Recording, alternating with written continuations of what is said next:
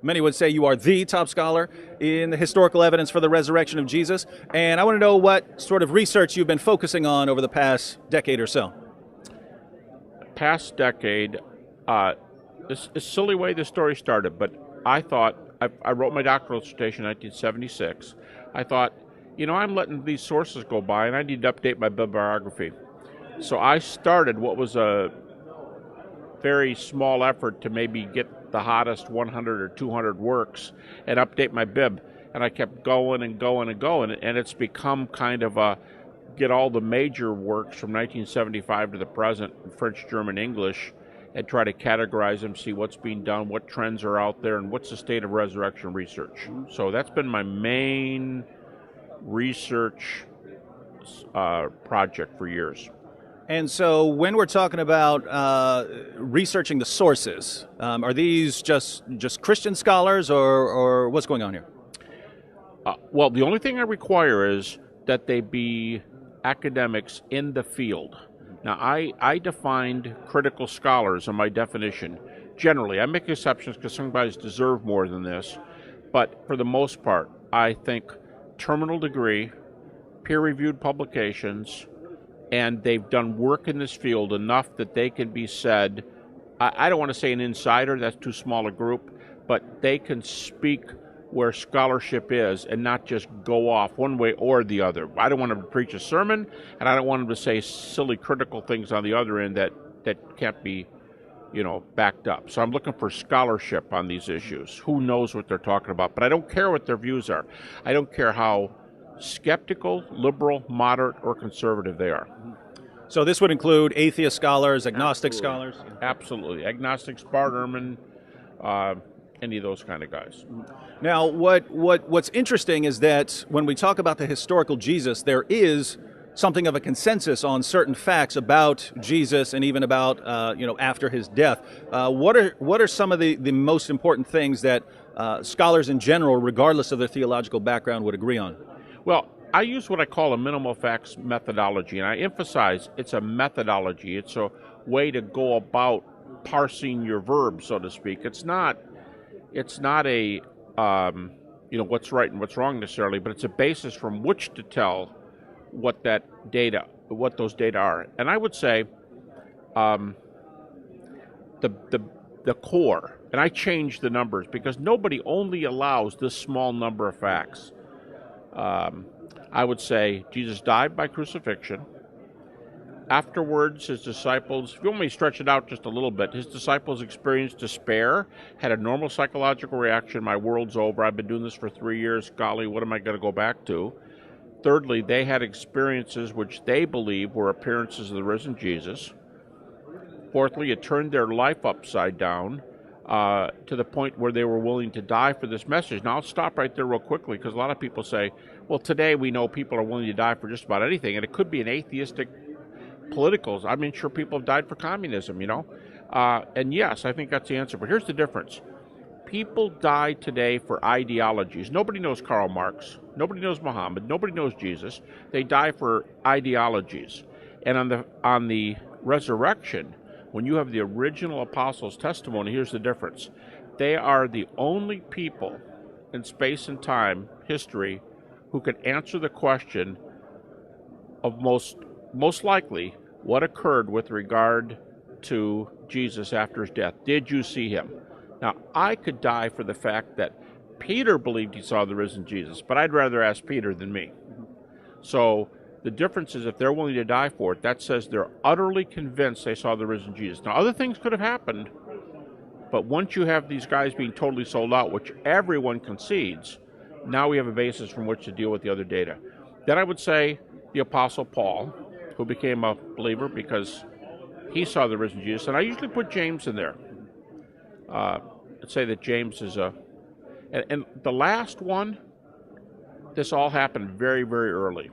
Very early. So early that, Bart Ehrman is just an example of many. He dates these events from our reports, from 1 to 2 years after the cross.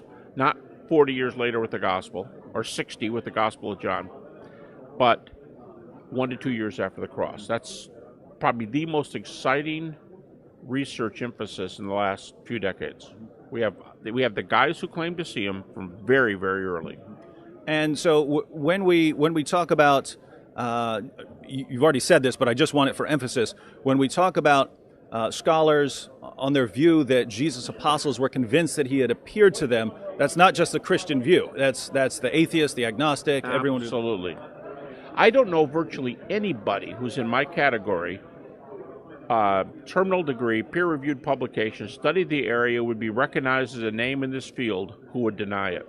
So they would they obviously wouldn't believe that the resurrection happened, but they're focusing on historical facts that they have to agree, and then it's how do you explain them? Well, first of all, the majority view today. Now, here's how I just define the line that I call conservatism, and where's the dividing line? I'd say the dividing line is this: if you ask a Boltmanian, it's pretty old. I mean, Rudolf Boltmann. But if you ask Boltmanians, is the resurrection an event that happened to Jesus, or is it an event that happened to the disciples? Oh, it's an event that happened to the disciples. You're on the left. Mm-hmm. If someone says it's an event that happened to a dead man named Jesus, and something happened to that man, especially if they add he's alive today as a result, that's the conservative side. So there's all kinds of views, because some might say he appeared in a non-bodily manner, but he really appeared, and some might say he appeared bodily. That's a predominant view today. He appeared bodily. So the question is, does something happen to Jesus? And I think the predominant view is not just that it happened to Jesus, but that it happened bodily. It's a bodily event. So yeah, the biggest number of people are going to pretty much concede it. Here's an example. E.P. Sanders, who calls himself a liberal, retired from Duke University, used to teach at Oxford. E.P. Sanders says he gives a list, sort of like what I gave. A lot of scholars do this. He gave a list of things we can know for sure. And on that list is the following. I wouldn't even say this. It's so positive. I wouldn't even go this far. And he's a liberal. He says, after Jesus died, his disciples saw him again, and what form he appeared, I'm not entirely positive. But they said after he died, he appeared again. Now, here's my point. He's not saying this is my view. He's saying this is what contemporary scholarship concedes. And he said that in the 90s. Well, the trends continue to be going there since the 90s. So people might think, well, that's you. You teach at some conservative school, or you're a pastor in the church, or you're a whatever. No, that's the predominant view. So, and here's what's interesting. If we know what historical facts we have, can we say that anyone who sort of wants to be in line with what we know historically has to come up with a view that is at least consistent with all of these historical facts? At least consistent, but I would take a even stronger view and say that you'd want it to correspond to the data we have. Sure, you want it to hang together, but you really want it to correspond to the data we have, and we have a lot of data from this period.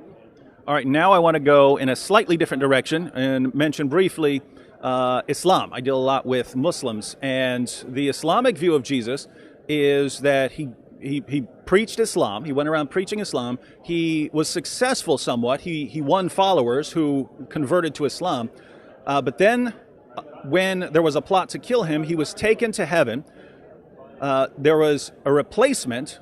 So God disguised someone to make him look like Jesus. This other person was then put on the cross. According to some of our earliest records, going back to tradition, how Muhammad explained what the Quran says about this being some sort of illusion, Jesus' disciples were actually asked who's going to take his place. So the disciples were aware that this was a kind of divine conspiracy where God is going to trick people into believing that Jesus died. And so the disciples knew that this wasn't true. And then, of course, later on, I have no idea how they would explain appearances of Jesus, but how well would that, all of that... Were there appearances in this view? There's nothing straightforward in the Muslim sources about Jesus appearing, so they would have to say, and I've heard a Muslim apologist say that maybe God allowed Jesus to appear to comfort his disciples because they were worried about him or something like that. Bodily or how? Bodily? Did he appear bodily? Just maybe some sort of vision or something like that. But how well do you think this would cohere with the historical evidence? Well, first I want to make a comment, just so someone doesn't hear me and say he just disagreed with his own rules. I am not a scholar in these areas. I feel like I have to say You mean on Islam, right? right on Islam, because I have to. If I'm looking for those on my view, I wouldn't want somebody telling me. And okay, so I'm not a scholar in this area, and I'm hearing this a lot of this from you for the first time. I would say the historical backup for that kind of position is Zippo. Zero. Zero.